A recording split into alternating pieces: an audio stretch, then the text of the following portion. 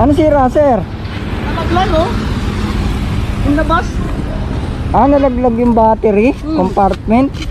Parang kunti lang gamit mo ta. Dito sa loob. Balik ko kay baso na. Dito siya nalaglag. Alam nga, pakapain ko lang. Ito yung kabitan niya ng battery, nakaswing to. Ay, gama. Anong nangyari? Lumusot. Lusot na siya doon, no?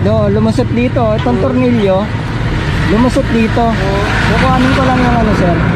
Kukuhanin ko yung yabi ko.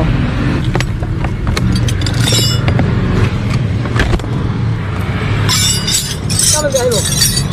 Binangonan na ako eh. Papunta na akong Binangonan, nakita ka yan na nasa gilid ka eh. Papunta ka Binangonan? Malayo pa. Ha? Malayo pa. Oo. Ngayon lang nakakita na battery dito nilalagay eh. Ay, akala ko dito lang alin. Oo. Natrato ko dito may isang linggo ko to.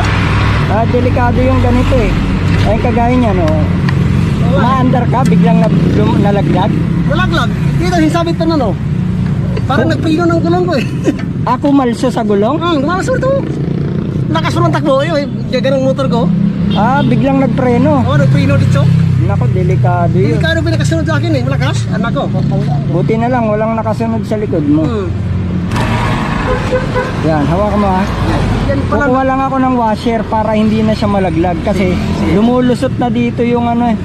Yung battery. Oo nga eh. Yung compartment, lumulusot na rito. Hindi ko napansin.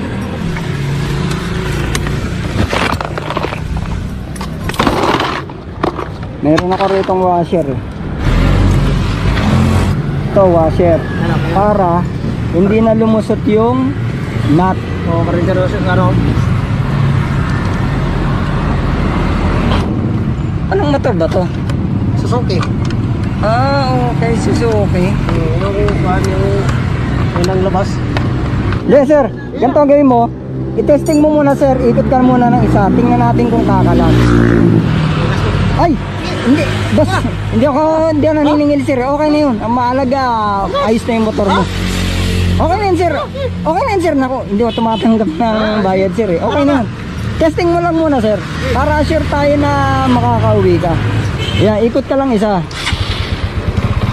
Yan, uma-under pa rin naman yung electric start eh. Ikot ka lang isa sir.